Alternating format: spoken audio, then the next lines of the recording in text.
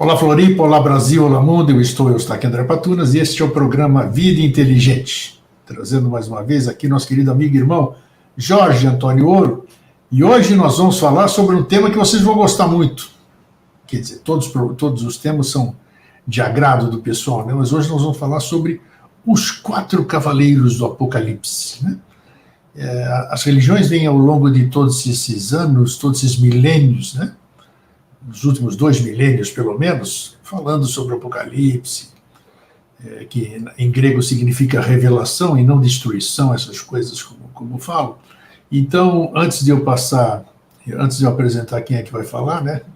O Jorge Antônio, que hoje ele vai se apresentar, vai dizer quem é, o que ele faz, né? Então, eu vou ler aqui o que eu mandei para vocês. Aqueles que não receberam a mala direta já vão se inteirar do que eu vou passar para vocês aqui. Vamos lá, então. O que você recebeu na sua mala direta é o seguinte: os 4 cavaleiros do Apocalipse. Domínio, guerra, peste e fome. Eis aí os 4 cavaleiros do Apocalipse. Ninguém os arruma desta maneira, porque nem todos sabem o que eles verdadeiramente representam. Em nós reside o desejo insopitável, de dominar a tudo e a todos. E o veneno sutil que destilamos por toda parte reside também em todas as criaturas. Do domínio nasce a guerra, e dos dois, peste e fome. Quem ousaria negar semelhante verdade nesse fim de ciclo apodrecido e gasto? O mundo é um vulcão que ameaça explodir, fazer tudo voar em estilhaços. As erupções, as lavas, as cinzas que anunciam semelhante fenômeno, já muito se fazem sentir nas dores, nas angústias dos homens. Os tempos mudaram.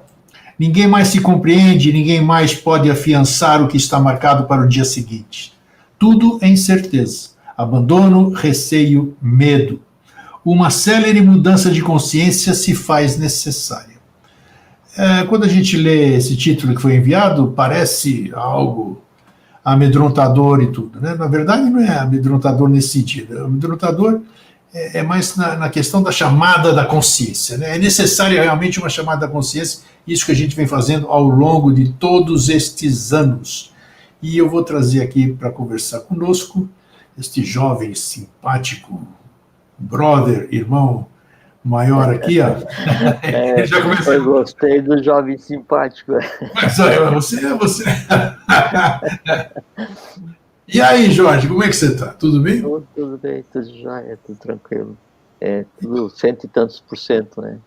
Então, mas a juventude está aqui na cabeça, né? Está no modo de pensar, né? Naquilo que a gente... no nosso desejo, né? Na nossa vontade de servir, de fazer alguma coisa. Isso é juventude, isso é... O iniciado ele tem que trabalhar por 120 anos antes de ter licença para se afastar, né? Depois que ele se afasta, e aí passa a trabalhar de outra maneira, daí ele volta e interage em outro lugar por 240. Daí depois de 240 ele volta e interage por 480. Então, se é 120, a gente recém passou da meia-idade, né? Então tá tranquilo, né? Então, eu não errei na abertura. Um jovem simpático. E aí, conta alguma novidade. Faz 15 dias que a gente não conversa, então... Eu quero saber, nesses 15 dias aí, o que aconteceu aí. Tem alguma novidade para você trazer para nós aqui? Não tem, eu vivi esses 15 dias intensamente, muito bom, trabalhando loucamente todos os dias, é isso daí. Isso é bom. Cada dia que a gente fica vivo é uma epopeia, né? O prazer e é uma epopeia, assim, é como se... Cada dia a gente parasse em uma cidade no universo e escrevesse um capítulo que vai ser lido pelo universo inteiro. Todos nós, né? Porque o que cada um faz tem impacto daí em si, no meio, mas ele tem impacto no universo porque cada uma partícula pequena do universo, ela reflete o universo como um todo. Então a gente vai, a cada dia, em um ponto diferente do universo, escrevendo coisas disponíveis ao universo inteiro, né? Os relatos do que a gente faz, o que não faz, nós e todos, né? Todos os seres humanos, todos os seres de maneira geral, né? Você sabe que muita gente fala que a gente fala coisas aqui que que ninguém pode provar, né? Mas você sabe que muitas coisas, ou a maioria, vamos dizer, na verdade, faz sentido nesse aspecto de, por exemplo, você já falou aqui, e eu gravo assim, já falei que eu gravo algumas coisas em especial, né? Aquilo que mais reverbera, sei lá, eu não sei explicar isso aí, não interessa. Mas, por exemplo, tudo que nós estamos falando aqui vai ficar no éter, vai ficar aí. Tudo que está sendo falado no mundo vai estar no éter, então vai estar contribuindo. Você falou, certa ocasião, num dos programas aí, e me chamou a atenção também, daquelas pessoas que vivem pouco, daquele animal que nasce e morre.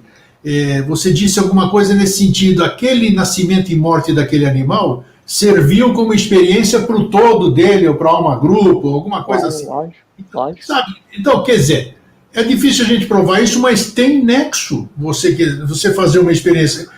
Para um artista acabar uma obra, ele começa pelo esboço, pô. Ele começa naqueles rabiscos, ele erra a tinta, o papel não dá certo, a superfície que ele quer fazer, não sei o quê, mas vale para o final da obra, tudo aquilo que precedeu o que ele fez foi válido, então tem sentido, sabe?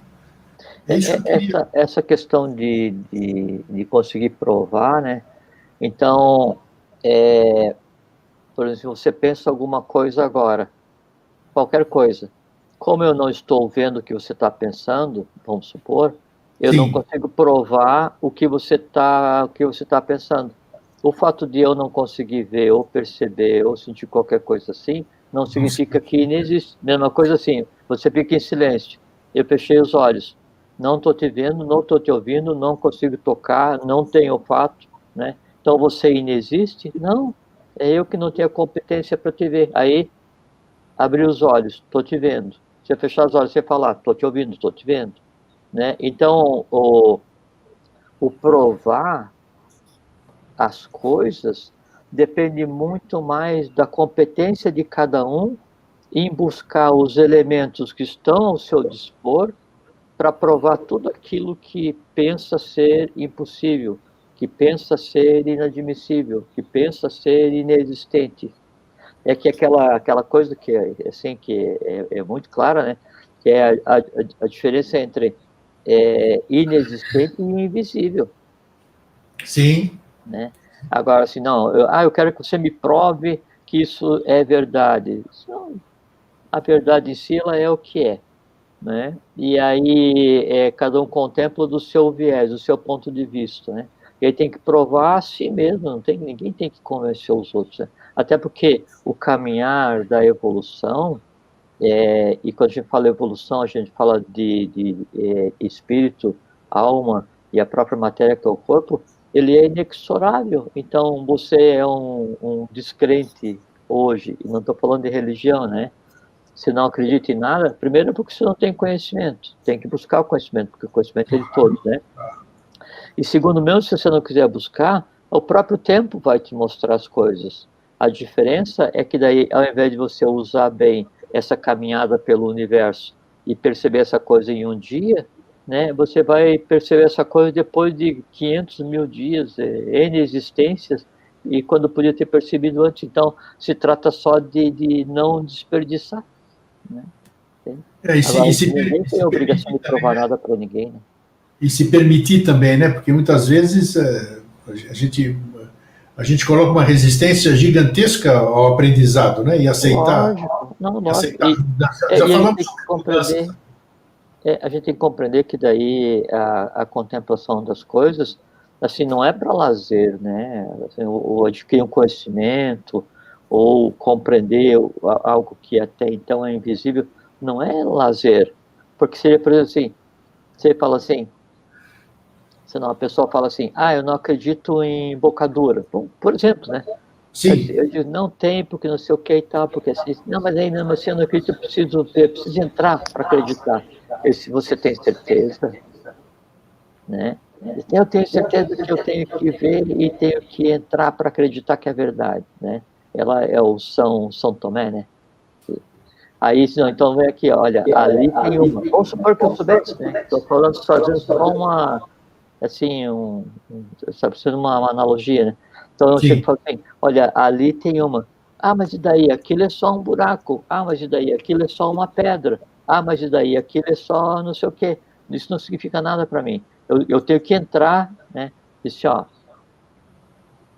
é imprudente, porque para você compreender as coisas tem que ter um estado de consciência adequado. Não, mas eu tenho que entrar para... Entrou, morreu. Deu 7 passos, morreu. Aí entrega a vida para comprovar a ignorância. Então a gente tem que tomar muito cuidado, né? Assim, quais são os níveis de compreensão, como é que a gente norteia a vida, porque senão a ignorância faz com que a gente morra todo dia. Né? Eu acho que o professor tem uma frase assim, né? Não sei se é do professor, assim, que fala exatamente que é mais útil alguém vivo do que... Você conhece faz mais, é uma frase de Blavatsky. Blavatsky? Faz mais quem pela humanidade vive do que quem pela humanidade morre. Perfeito, é uma coisa perfeita, aí de estudo mesmo, entendeu? Uhum. Não vale a pena ser um mártir ali. Porque se você vai nortear a vida baseado só naquilo que você pode ver, tocar, sentir, degustar, essas coisas assim, que sim, você vai nortear a vida pelos 5 sentidos, tudo bem, é uma opção sua. Agora, quem é dono da tua vida são os 5 sentidos, porque você daí dirige de tal maneira a atividade para alimentar, né, os sentidos, que os sentidos passam a ser senhores da razão, né? Os sentidos passam a ser senhores da intuição, da abstração, e você vive... então são 7 estados de consciência, aliás, que tem a ver com os 7 selos e tal, da conversa do assunto, né, do Apocalipse.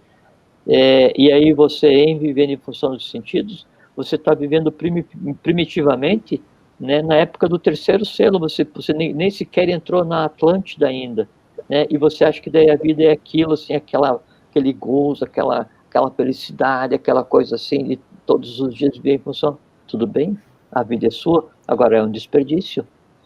Só que assim, você quando desperdiça a vida, você está desperdiçando coisa que pertence aos outros, né? A quem pertence a minha vida? Então eu falo eu, minha vida, eu. Quem está falando eu, é a persona, né? É o Jorge. Só que a vida do Jorge, né? É a vida do grego. Ela foi engendrada e pertence àquele ao qual eu estou ligado, àquele ao qual eu sou o que seja, né? Então essa existência ela pertence à divindade em mim mesmo, né? E aí eu não posso tomar as rédeas, né? E aí usar indevidamente. Jorge, o tema de hoje, que são os 4 cavaleiros do Apocalipse, é um tema complicado pelo seguinte. Complicado não nesse aspecto aí. Já vou dizer qual é o meu ponto de vista. Mais de 1 bilhão, são 7 bilhões de pessoas que no mundo, quase 8 hoje. Sendo que boa parte dessas pessoas fazem parte do cristianismo, que a gente chama assim, é uma crença, uma religião, né? Seguem e as pessoas que acreditam piamente naquilo que aprenderam, naquilo que os pais nos impuseram, as escolas, não interessa quem, cria uma resistência, que eu falei há pouco, nós estávamos falando, a gente precisa se permitir, cria uma resistência ao novo. Então não se permitem a ouvir absolutamente nada que não seja o ipsis literis daquela decoreba, daquilo que eles, com todo respeito, não estou desrespeitando absolutamente nada. É isso aqui, não vou olhar para o lado, vou ficar com a minha viseira e tudo. Isso, ao meu ponto de ver, torna-se um grande empecilho para se poder abrir o horizonte, abrir a viseira e se ter uma nova consciência. Porque agora nós vamos entrar no tema. O que é visto os 4 cavaleiros do Apocalipse pelo lado da religião? Você já vai falar sobre isso.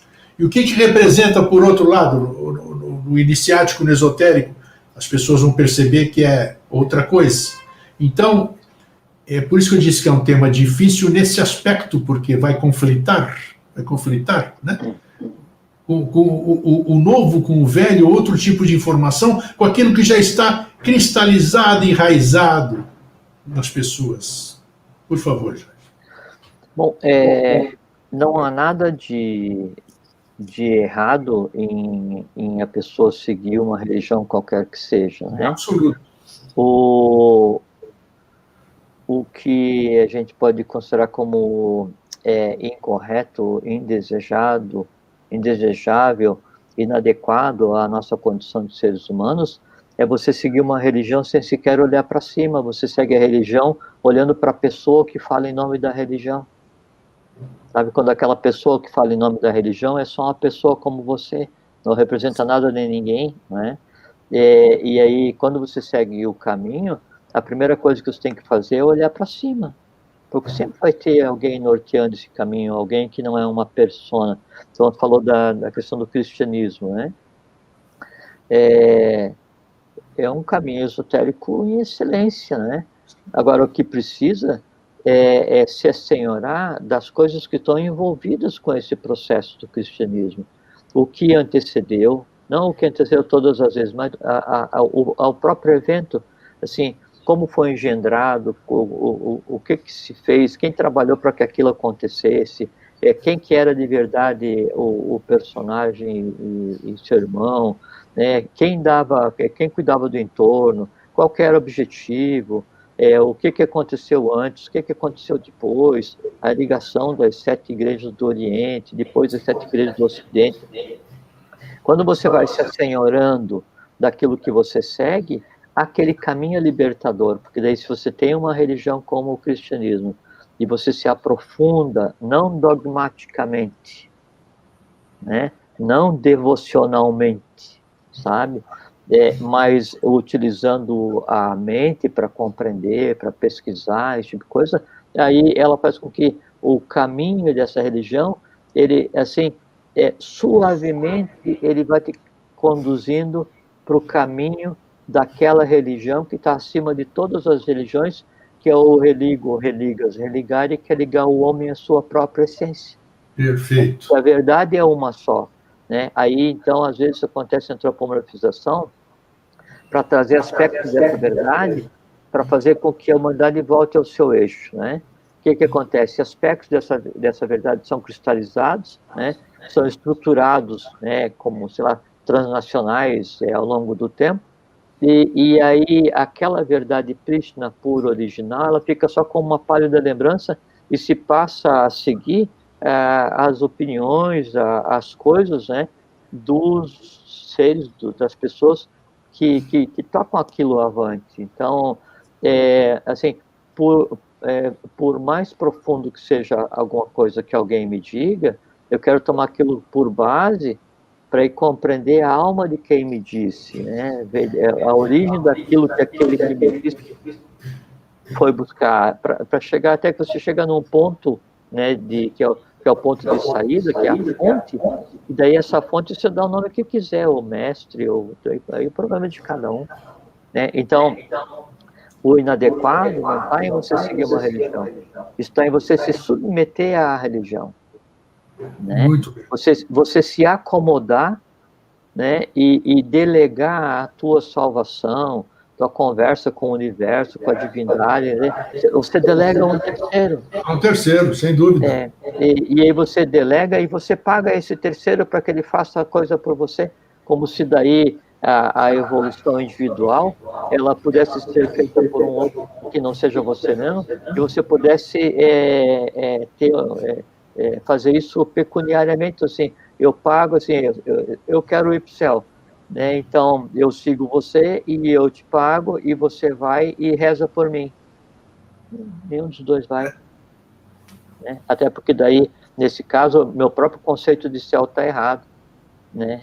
Mas a gente tem que respeitar, quando se falou de início, a questão das opções do caminho de cada um, né? Cada um escolhe o caminho que já está nele, né? E aí vai sofrer ali até terminar, ou vai evoluir, vai procurar outro caminho, e assim a vida vai andando, né?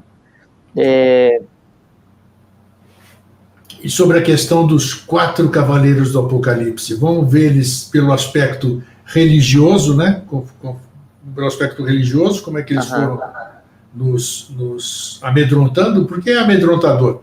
querem dizer que é libertador, mas é amedrontador. Você se libertar através do medo, eu acho que não tem valor nenhum. Não, é porque se você é bom porque você tem medo de ser mal, então, na verdade, você é um mal enrustido. Pronto. Né? E você é pior ainda porque você não é nem bom nem mal. Então, se você tem tendências a praticar o mal, não finja que você é bom.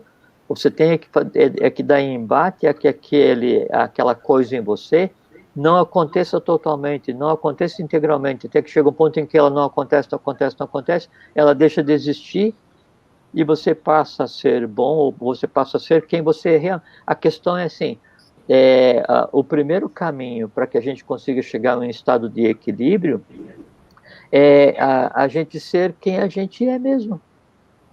E veja que tem essa questão, só fazendo um adendo, né?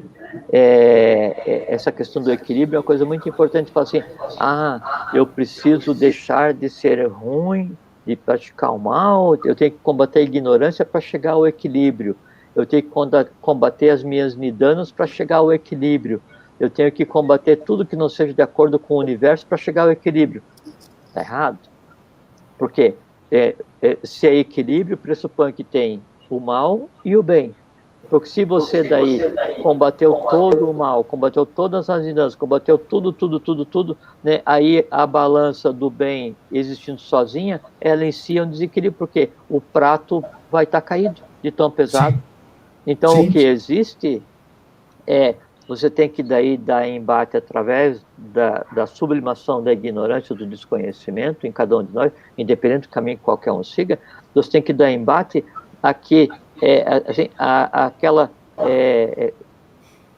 ao fato de se sobressair a não conformidade, né? A ignorância ser maior do que a sabedoria ou o conhecimento, porque ignorância em maior ou menor parcela a gente sempre vai ter, por quê? Porque a gente não sabe tudo. Não tem como saber tudo. Então, qual é que é o meu equilíbrio de conhecimento? É eu conviver com a minha ignorância, fazendo que cada dia essa ignorância se sublime em conhecimento, se transforme. E o conhecimento, né, em si, transformado em sabedoria, ele fica cada vez mais leve e aprende a conviver com aquele resto de ignorância, porque senão fica assim, eu peguei essa ignorância e transformei em sabedoria. Aí a sabedoia, super pesada, né? E a ignorância pequena. Aí a sabedoria olha, assim, de cima para a ignorância e fala assim, seu ignorante, sua ignorância. Pronto, a sabedoria acabou de se transformar em ignorância soberba. Né? Então, quanto mais sabedoria se tem, de maneira geral, a humanidade, menos importância ela tem. Chega um ponto em que daí você tem 99% de sabedoria e 1% de ignorância, e essa sabedoria sua verdadeira, se toda essa sabedoria respeita aquele 1% de ignorância que em você ainda existe. Sim. Aí quando chegar realmente a ter 100% de sabedoria nesse estado de consciência, aí já não tem mais importância porque não existe mais balança. Esse que é o perfeito equilíbrio, né? Sim. Com relação daí primeiro a questão do Apocalipse, né? o Apocalipse, você falou que significa revelação, né? Isso, mas, assim, Apocalipse. Sim, esotericamente, né?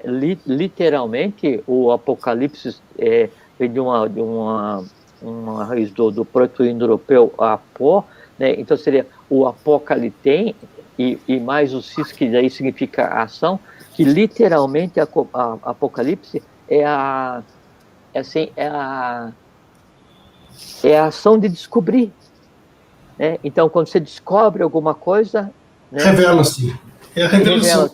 Exato. Mas não necessariamente a revelação esotérica, porque a revelação esotérica, a revelação, ela não é nem esotérica, nem exotérica, né? Porque ela tem um código de linguagem que daí só a própria pessoa é que vai conseguir fazer que aquilo aconteça. Então, o ato de revelar em si nada significa, até porque revelar a pessoa interpreta como velar duas vezes, seria esconder duas vezes. Né? Na verdade, estava oculto, agora está mais oculto à luz do dia, porque a pessoa pensa que sabe, na verdade não sabe, desiste de procurar, e aquela coisa que está oculta agora está mais oculta ainda. Por quê? Porque a persona cega, né, o eu na busca da verdade. Então, o Apocalipse é isso. Do ponto de vista daí da igreja, então, o Apocalipse, ele está no Novo Testamento, no último livro, né? No livro de São João. Então, é dito que aí São João, ele tinha na mão um rolo com 7 selos, né? E na medida que ele foi abrindo esse rolo, então daí para cada selo, então daí surgia um dos 4 cavaleiros, né? Que é a peste, a guerra, a fome e o domínio. Mas isso é uma interpretação, assim, como tudo, né? Se você pegar bom, é que tem tanta coisa para falar, né? Né? O Apocalipse, a primeira coisa, não era um Apocalipse, né? Eram 12 Apocalipses, né? Daí, desses 12 Apocalipses, só um ficou, né? Alguns que daí eram conhecidos da origem, da criação da Igreja Romana, eles foram considerados como apócrifos e foram ficando nas laterais e foram ocultos, né? E alguns ficaram ocultos desde o início, né? Então, os selos são abertos, né? E aí saem os quatro cavaleiros, os 4 cavalos, né? Então tem o primeiro cavalo, que é o cavalo, assim, é o branco cinza, né? Que é o Hippos leucós, né? O cavalo branco, e que daí ele representa, assim, então ele é dito que ele tem um arco, né? Uma coroa de máscara, e aí ele representa a conquista, porque ele, em sendo branco, né? Ele representa a falsa pureza, né? Depois, aí tem o segundo cavalo, que é o cavalo vermelho, que é o Hippos pirros, né? Que assim, o cavalo flamejante, né? E ele porta uma espada, né? E o que ele representa? Representa a guerra, né? Depois aí tem o cavalo negro, né? Que é o Hippos melas, né? E que traz uma balança e que representa a fome. Então daí na narrativa de São João, daí no livro, ele fala da questão do preço comparativo das coisas, assim. Então, como se fosse uma fome, assim, generalizada, a penúria, né? E depois, por fim, né, o cavalo amarelo, que é o Hippos chlorus thanatos, né? Que é aquilo que representa a morte, representa as doenças, representa, assim, tudo o que de pior pode existir. Tudo simbólico. Tudo simbólico, né? Porque não, assim, de maneira geral, uma coisa que eu recomendava, assim, até para as pessoas que daí gostam de seguir essa questão esotérica, filosófica, né? E que fazem parte dessa comunidade, desse trabalho daí que tem feito tantos anos, e mesmo as pessoas que estão nas instituições, leiam, né, o Apocalipse, né? Porque ali, assim, é essencialmente um livro esotérico com S, esotérico com S. O que falta é a questão da compreensão.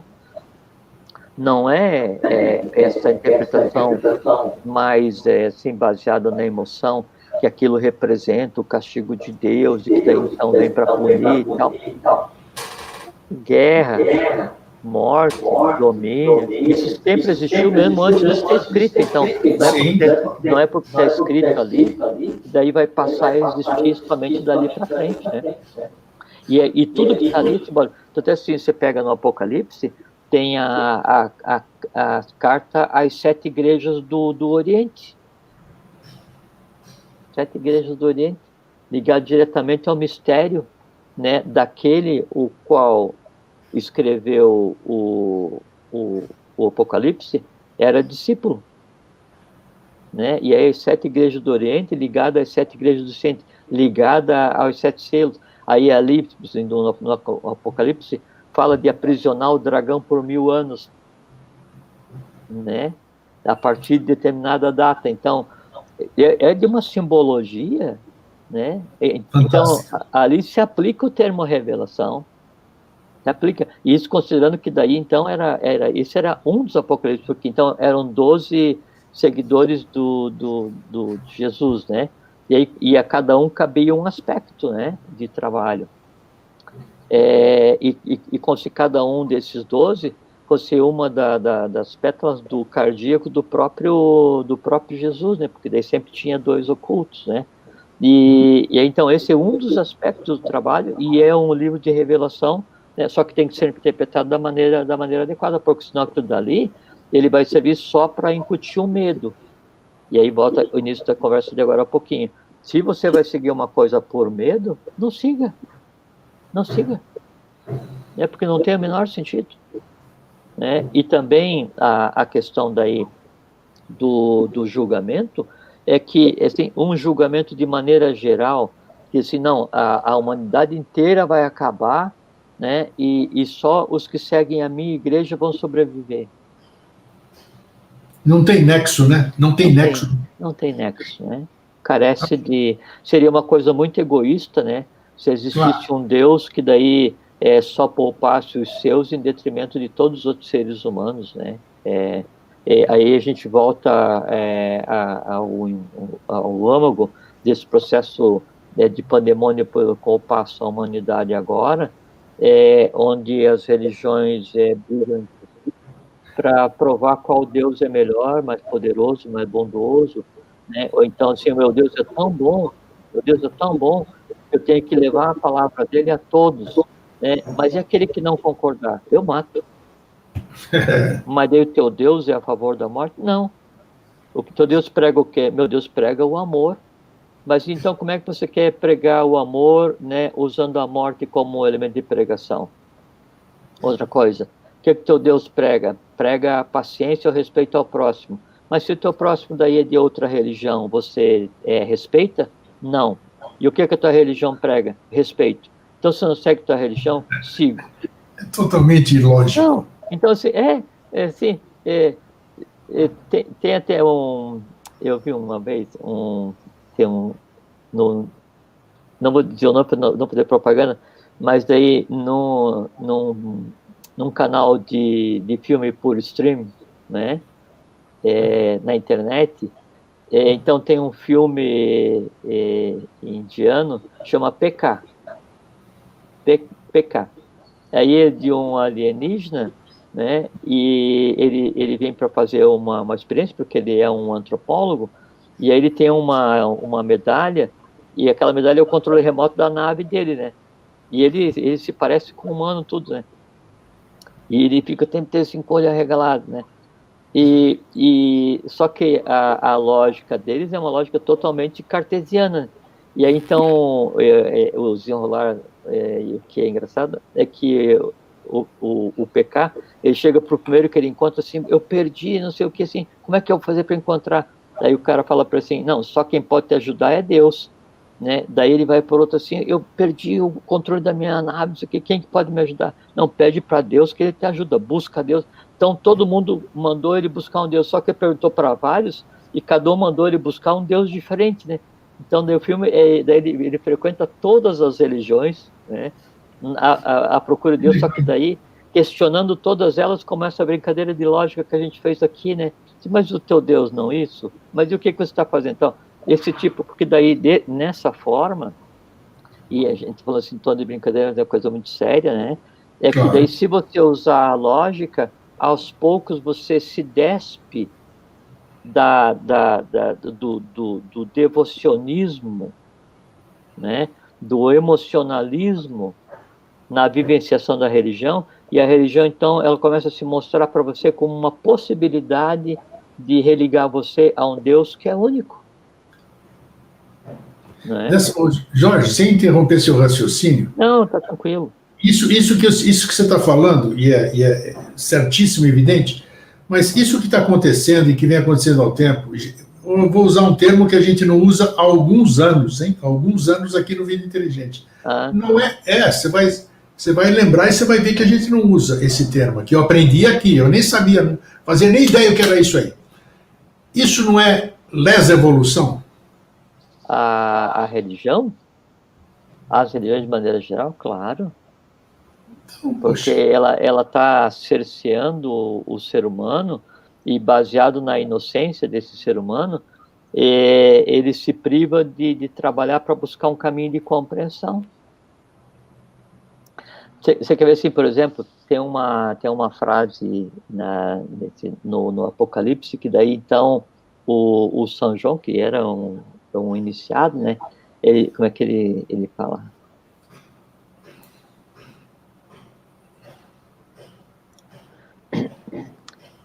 E vi um novo céu e uma nova terra. Sim. Porque o primeiro céu e a primeira terra desapareceram, e o mar já não existe, e eu, João, vi a cidade santa, a Nova Jerusalém, Jerusalém, Jerusalém, a cidade sagrada. Então, veja só, assim, eu vi um novo céu e uma nova terra, porque o primeiro céu e a primeira terra desapareceram, e o mar já não existe. E eu vi a cidade. Qual cidade você pode ver em um novo céu e uma nova terra, onde o céu já não mais existe? Agartha.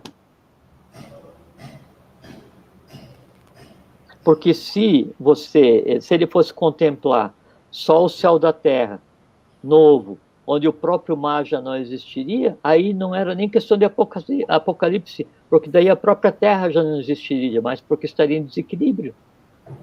Então, por isso que daí tem essa questão de compreender, então, que não tem um julgamento final de maneira generalizada. O que acontece é que a cada ciclo humano, a cada ciclo racial, né, e aí, de acordo com os estados de consciência de cada um, então vai acontecendo um ajuste.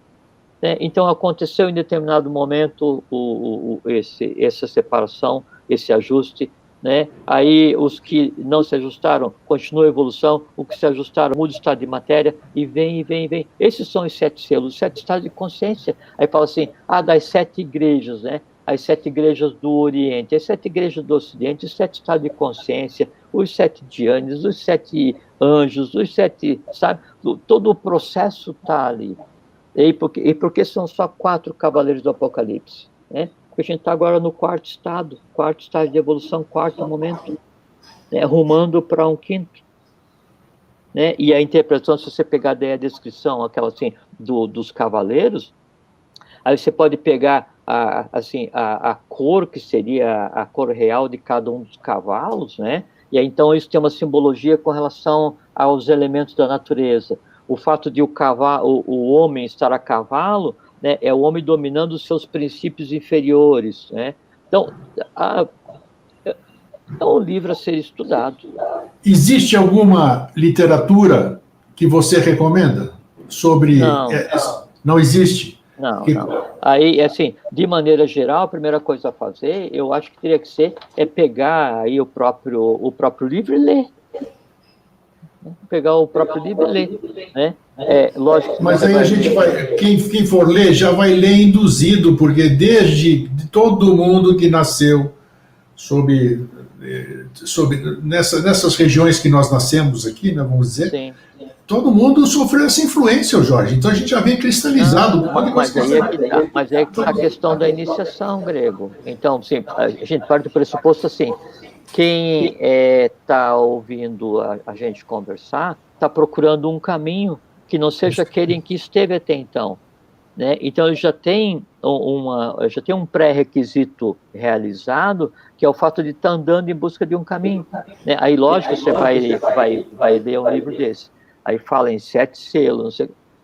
Aí você tem que ter um conhecimento filosófico, esotérico, iniciático, para você conseguir desvelar o processo inteiro. Por isso que eu falei assim, todos, inclusive que estão na instituição, deveriam ler, né? Porque é uma coisa muito, muito razoável de ser lida. Mas não há um lugar onde tudo tá resolvido. Tudo tá pronto. Não, você pega assim, aí o São João, ele fala assim, dos 7 trovões e das vozes que ele ouviu, e quando ele foi gravar as vozes, daí o próprio trovão falou para ele assim, o céu disse assim, não escreva as coisas que os trovões falam. Que coisa que os trovões falam? Aí você pega na tradição caldaica, tradição persa, tradição grega, tradição egípcia, todos falam, né, dos 7 trovões, dos 7 sons, as 7 vogais.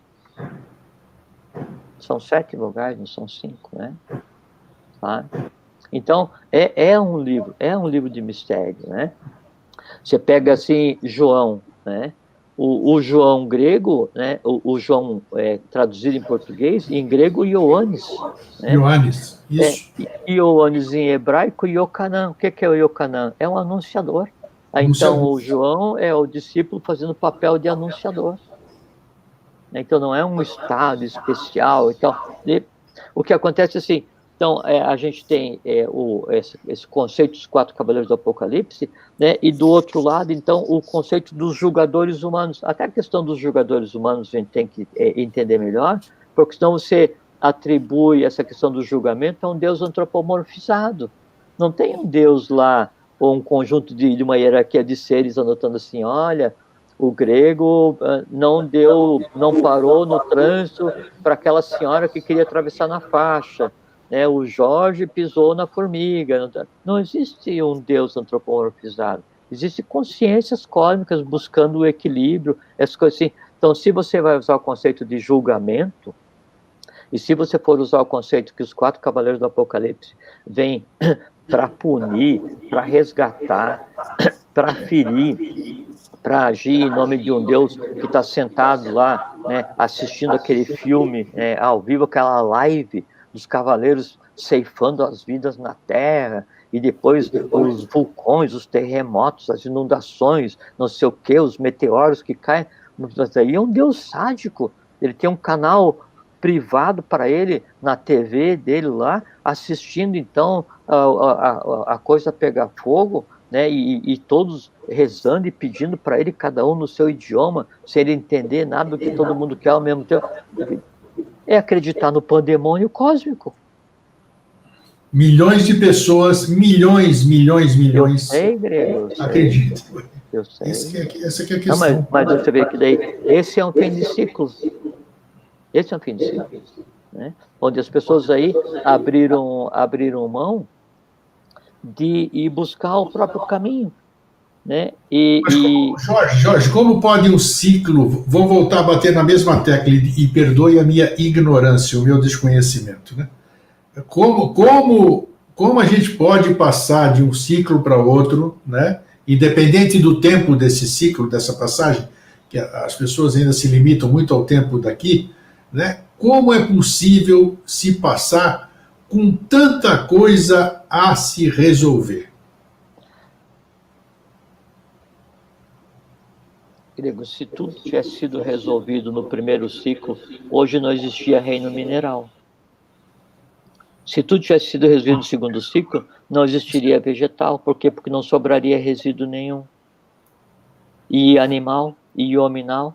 Então, o que acontece é que, na medida em que a evolução vai acontecendo, todos os 7 estados de consciência, todos os 7 estados de matéria passam a coexistir.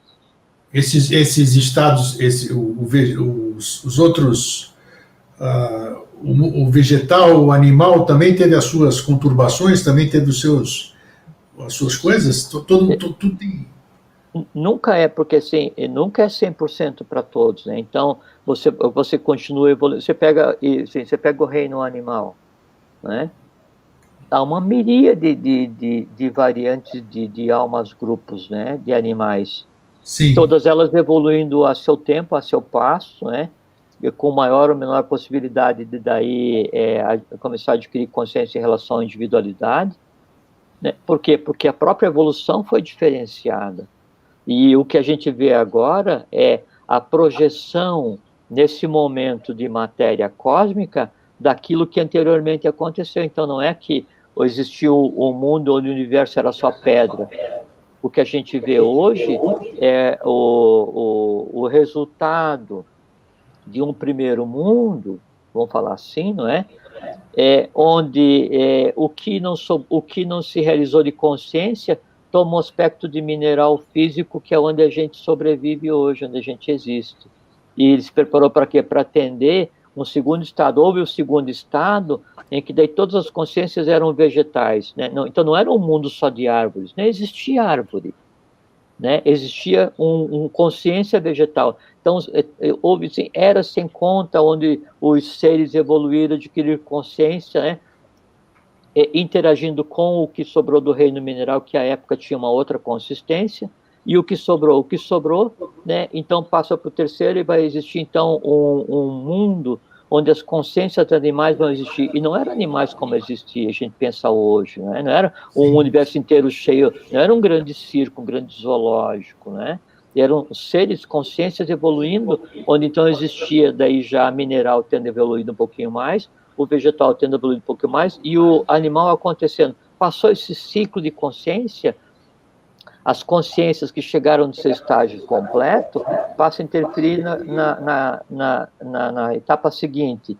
E as que ainda estão em processo de aquisição de consciência completa interagem no plano em que acontece o processo. Então, hoje a gente tem o mineral em evolução, o vegetal em evolução, o animal em evolução, e o homem, a mesma coisa, o hominal em evolução, né?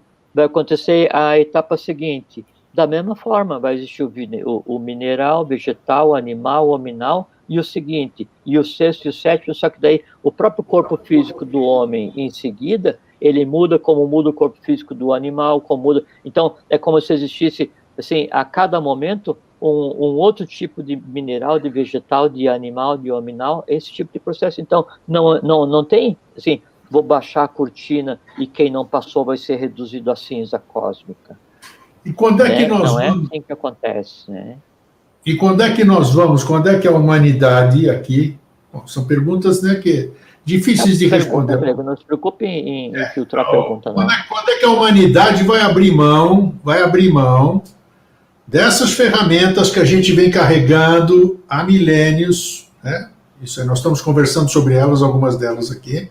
Nós baseamos o nosso conhecimento, baseamos as nossas crenças em coisas escritas, e até hoje nós continuamos batendo na mesma tecla, acreditando nas mesmas coisas, esperando as mesmas coisas, delegando as mesmas coisas, como você, muito feliz no que você vem falando aqui hoje. Como a gente vai abrir mão dessas coisas que eu digo aqui, eu assumo o que eu falo, eu que estou falando, não é ninguém. Nós somos escravizados, nós somos escravos de uma série de coisas que a gente não abre a mão. Você já viu um escravo não querer liberdade? Parece que o ser humano é assim. Ele vive bem. É aquela questão, né, assim, o que nasce escravo, ele preza a liberdade, ou aquele que era livre e ficou escravo preza mais a liberdade, ou aquele que sempre foi livre preza a liberdade? A gente nunca sabe o que tem na cabeça de cada um, né?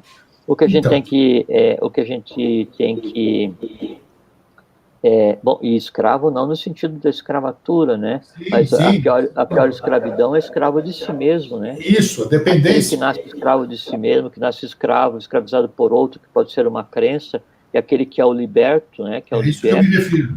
Que aí, assim, você pode nascer escravo da sua própria ignorância, você pode tentar ser escravizado por um terceiro que quer abusar da tua ignorância, no sentido de desconhecimento, né? E você refuta esse estado de escravidão baseado no desconhecimento e se liberta e anda por você mesmo. É o surget ambula, levanta-te e anda, né? Ou faze por ti que eu te ajudarei. Agora, a gente tem que ter, assim, uma paciência, uma parcimônia no julgamento, né, com relação à humanidade, porque, olha, é que não dá para falar assim, mesmo nos círculos esotéricos, né, não dá para falar como é que era alguns estados de evolução atrás, porque daí dentro dos conceitos morais de hoje é uma coisa inimaginável. Então, a humanidade melhorou muito, mesmo essa humanidade que a gente vê, mesmo essa humanidade que se compraz, né, em invadir, matar, tripudiar, agredir, essas coisas todas que a gente vê no dia a dia, mesmo essa humanidade, né, ainda está melhor. O que acontece é que não dá para generalizar. Então, assim, dentro dessa humanidade que a gente vê hoje, então, há seres humanos completamente beligerantes, não é? Mas há seres humanos, assim, completamente pacíficos. Há seres humanos completamente agressivos. Há seres humanos completamente fraternais. Há seres humanos completamente odiosos. Há seres humanos completamente amorosos. Há ignorantes, né? E há aqueles que buscam conhecimento. né? Então, não dá para generalizar, né, a humanidade como um todo. Agora, o processo de aquisição de consciência, né, ele é doloroso, porque quando a humanidade vai adquirindo consciência de si mesmo, ela passa a dar importância àqueles que ainda não têm consciência e praticam atos de inconsciência. Então, por que a gente se incomoda hoje se a gente vê, né, uma guerra em outro país, ou uma seca em um outro país, ou as pessoas passando dificuldade? Sempre teve seca, sempre as pessoas passaram dificuldade, sempre teve guerra. A questão é que antes a gente não se importava de maneira generalizada. Então, mesmo que pareça de início uma apatia, uma inércia com relação àquilo, aos poucos as pessoas, de maneira geral, vão começar a se incomodar daí não de pegar e de se alijar do processo, né? Mas daí de começar a se inteirar para ajudar a participar, para tentar resolver, para que a humanidade não sofra, né, nessas passagens de ciclo que tem que acontecer, porque vai chegar um ponto, quando a gente estiver no 7º estado de evolução, que daí nem o conceito de balança, que eu falei agora um pouquinho, nem o conceito de balança já não existe mais, não tem.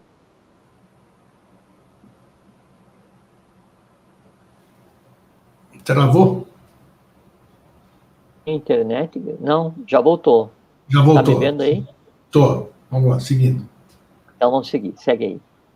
Então, o que eu estava vendo, eu ia fazer uma pergunta, até interrompeu, mas já captei. Todas as. O ser humano, você vê, no passado, mesmo antes de. Nós falamos do cristianismo aqui, né? Mesmo antes do cristianismo, as pessoas tinham as suas adorações e colocavam a sua fé em algumas coisas, né? No sol, na terra, em uma série de coisas. Até quando o ser humano, quando nós passarmos para o outro estado, né? Qual é o bimânico? Qual é o próximo estado depois desse aqui? Bimânico. É esse? Bimânico. Quando nós passarmos por estado bimânico, nós vamos também estar adorando alguém? Vamos Primeiro, assim, o que é o estado bimânico, né?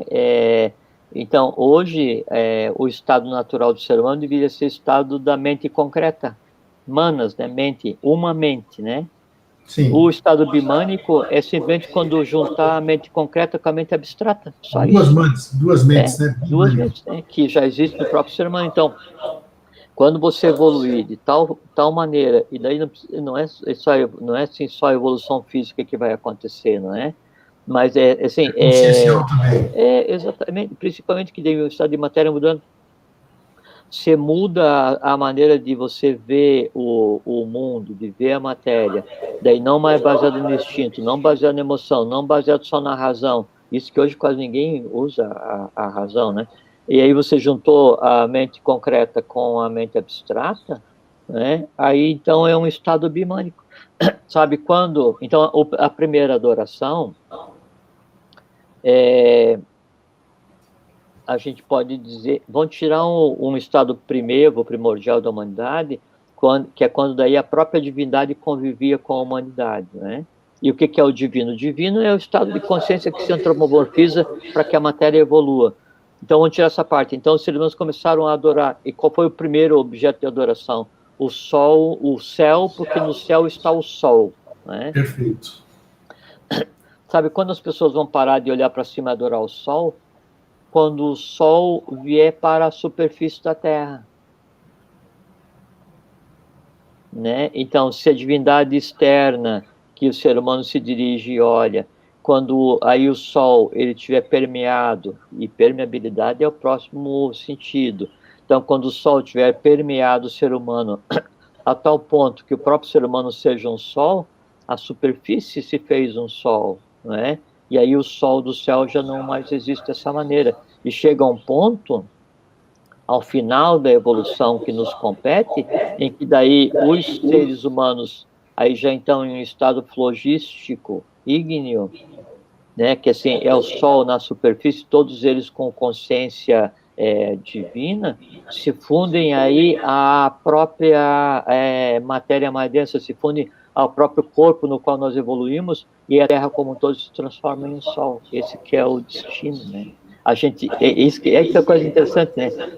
Nós estamos ajudando a construir e habitamos um Sol, que mais na frente vai iluminar o céu de outros seres, né? Em um outro ciclo. É isso aí, tudo, como diz, vamos por partes, né? Isso aqui. Lógico, lógico, lógico.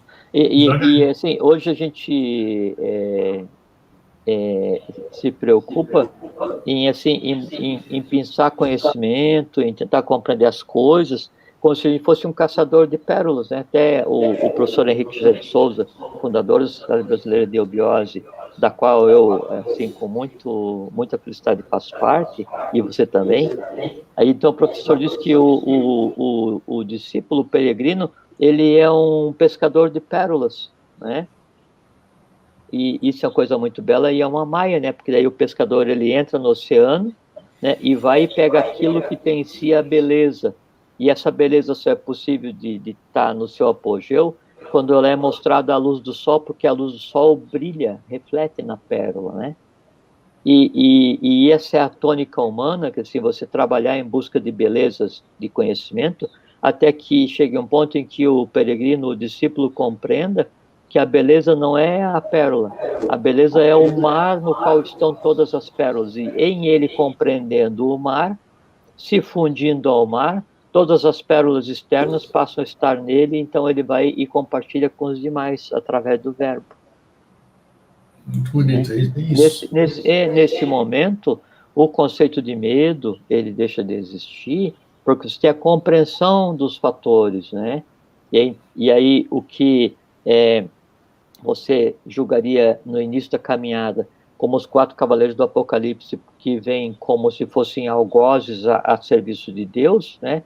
Eles passam a ser 4 elementos de transformação para que a humanidade melhore.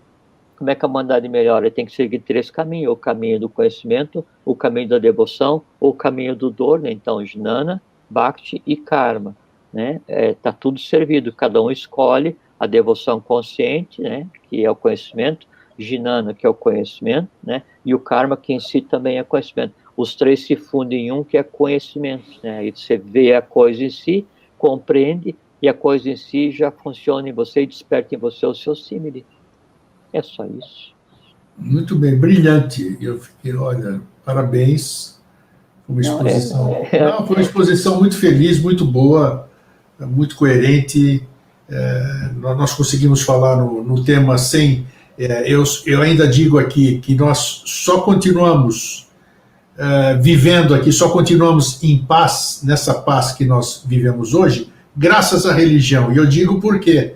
Porque dessas pessoas, esse monte de pessoas que eu disse, que ficam esperando alguma coisa vir do céu, faz com que elas se pacifiquem de certa forma e deem tempo ao tempo agir sobre elas, terem o discernimento, né, de buscar a paz, a salvação, tudo aquilo que querem através de si próprias e não através de terceiros, como o Jorge falou bem no início da nossa conversa. Porque a gente sempre tem conversado aqui, Grego, que assim, que é melhor um caminho do que nenhum caminho.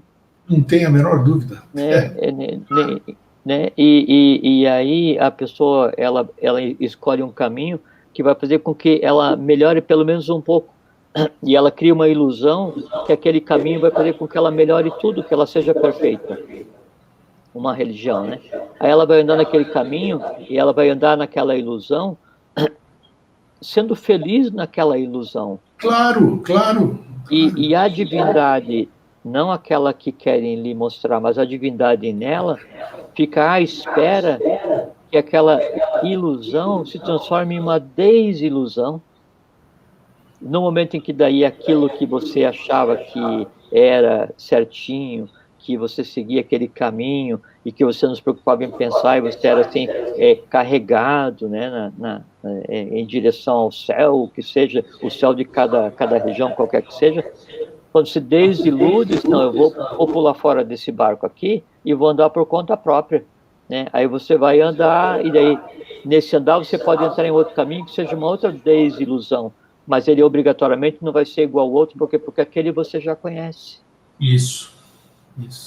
Né? E aí chega a esse ponto, né, que então adora tanto o Deus externo, tanto o Deus externo, tanto o Deus externo, quando você vê daí, na verdade, todo aquele processo está em você mesmo, assim, pô, se eu sou uma criatura que tem em mim Deus, vamos fazer uma colocação do ponto de vista religioso, se eu sou uma criatura que tem em mim Deus, né, ou se eu não sou, eu não tenho em mim Deus, mas eu sou filho de Deus, ou se eu sou filho do homem, né, eu vou ter medo do quê? E depois, se eu sou filho de Deus, por que eu preciso pedir para um funcionário de Deus, que é um ministro ou qualquer coisa assim, para ele me ouvir? Se eu sou filho, eu vou lá e falo com ele. A questão está em descobrir a que distância está Deus de cada um de nós. Né? Brilhante. E a distância é zero. Boa. A distância é zero. Primeiro, porque ele está em cada um de nós. E segundo, porque nós estamos nele. Por quê? Porque o que a gente conceitou como Deus, que é o imanifestado, é a própria coisa em si. Nós existimos dentro dele. Né? Então, uma célula que exista no teu corpo, no meu corpo, no corpo de cada um de vocês, ela não tem que se deslocar para vir conversar comigo. Por quê? Porque ela é eu. E aí não é eu, não é só eu. Ela é eu. Ela faz parte de mim. Né? Então, ela não precisa se deslocar, não, eu vou sair daqui de onde eu estou, aqui do sistema nervoso, do coração, do fígado, do baço, não sei o quê, do dedo, do pé, né? E eu vou andar pela corrente sanguínea para chegar até Deus. Ela vai perecer na corrente sanguínea.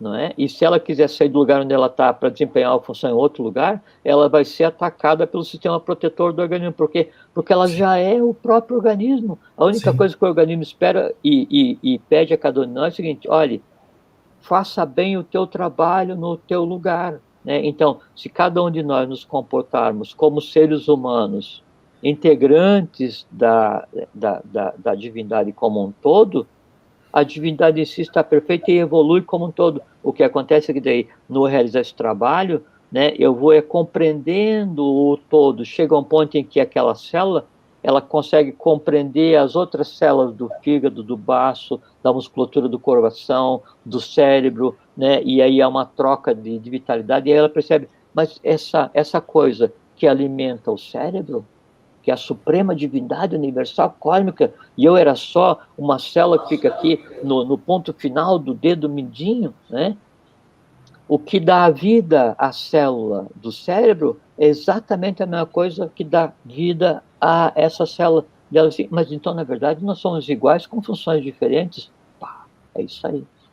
Nós somos seres cósmicos, divinos, iguais, com funções diferentes no universo, construindo o universo e permitindo que, na integralidade, assim, no conjunto de unidades, eu, como um todo, consiga experienciar. Então, a união de todos permite que eu experiencie a minha própria existência. Isso que a gente faz. Deus aprende através de cada um de nós. Beleza. Jorge, brilhante. Muito obrigado mais uma vez por essa participação tão gratificante assim. É interessante que eu digo sempre, a gente tem uma nova experiência, né? E hoje foi um programa diferente, né? Foi um programa diferente. A gente fala assim, isso lembra o que o professor diz, né? É impossível. Então vamos pegar impossível de compreender, né, e vamos transformar em difícil. Né? Aí não, então já é difícil compreender sobre os 4 cavaleiros do Apocalipse, né? Então vamos fazer o seguinte, já que é difícil, então vamos trabalhar para que seja fácil. Então agora já ficou fácil. Então o que era impossível ficou difícil, o que era difícil ficou fácil, e agora inexiste o conceito de impossível. O que a gente precisa fazer agora é tirar a outra camadinha da cebola. Então, assim, as 7 igrejas do Oriente, Éfeso, Esmirna, Pérgamo, Tiátira, Sardes, Filadélfia, Laodiceia, o que tem a ver? Por que são citadas, né? E aí, então, o João escreve, e aí manda aquela carta às igrejas, e daí já alguém saúda as igrejas em nome de João. Então, é porque se criou um mistério, né? Ressurgiu o mistério do quê? Do Graal no Oriente, daí isso se transmuda para o Ocidente, né? E aí a evolução vai se processando, né? E os cavaleiros do Apocalipse, na verdade, são os portadores das boas novas. Então, há um universo, né, de camadas de cebola para a gente retirar, e é uma mais magnífica que a outra. Maravilha. Então, como o Jorge falou no começo, o interessante seria que cada um que esteja nos assistindo hoje tivesse a paciência de ler o livro de Apocalipse, sim, né? O livro da Revelação. Sem nenhuma prevenção, tipo assim, não é porque você é de uma religião ou de nenhuma religião, ou é um filósofo, né, ou você está em uma escola de iniciação, que você vai ter ojeriza de pegar um livro de uma religião. Claro que não, Se você pegar o livro, você sente medo de ler o livro de outra religião? Então, ops, você está com medo de alguma coisa. Não, leia com respeito àqueles que o seguem, leia compreendendo o que ali está, e se você então tiver respeito e compreender, então você desvele aquele livro para que ele possa servir como complemento ou não àquilo que você acredita, com todo respeito a todos que seguem todos os livros santos, né? Você pega a Bíblia, pega o Alcorão, né? Você pega o Sefer Yetzirah, pega o livro de Tibetano dos Mortos, o livro dos Mortos do Egito, você pega o Kyuté, pega os livros dos outros mundos, né? O que torna um livro sagrado? É a alma de quem o escreveu. Perfeito. A tinta não torna ninguém sagrado, né? E também não é ameaça a ninguém. A ameaça a alguém é o que alguém pode fazer com aquilo que está que está em corpo de tinta. Por isso o professor fala, a ideia é o verbo que toma carne através da pena. Então, cuidado com as ideias que colocam na pena, para quê? Porque você deu uma boa direção aos seres humanos. É isso. Jorge, obrigado mais uma vez. Obrigado, Grego. É sempre uma alegria, uma oportunidade de conversar com você e conversar com todos nós, né? Que todos vocês que daí... Bom, todos nós, porque somos todos nós. Então, conversar com todos nós, conversar comigo mesmo também. Né? Então, como você mesmo disse, para a gente encerrar, né? Mais uma casquinha da cebola, assim, né? Mais uma parte da cebola saiu aí. Jorge, fraterno abraço. E é uma coisa, só um comentário, é uma coisa muito interessante, porque assim, quando a gente vai pensar assim, vamos falar de 4 cavaleiros do Apocalipse, aí assim, a pessoa pensa, putz, vamos falar da peste, da guerra, da fome, né, e vão ver assim, a gente vai revivificar, revitalizar essas dores. Não, a gente falou sem citar um aspecto negativo. Exatamente, foi o que eu disse, por isso que é tudo diferente. É porque a gente está olhando as coisas já a partir do novo ciclo, né? Não a partir do ciclo que já terminou. É só questão de ver qual é que é o ponto de vista com o qual a gente olha o universo. Mais nada. É isso aí, Jorge. Fica bem, meu querido. Fraterno fiquem bem, abraço. fiquem em paz. Um grande fraterno abraço para todos vocês. Que vocês tenham uma profícua, longa, feliz, harmoniosa e bela caminhada. Obrigado, Jorge. Abraço. Lindo, né? Puxa vida, hein? Cada programa desse é uma surpresa, como é que eu posso dizer assim? É uma recarga, né? Que bacana, né?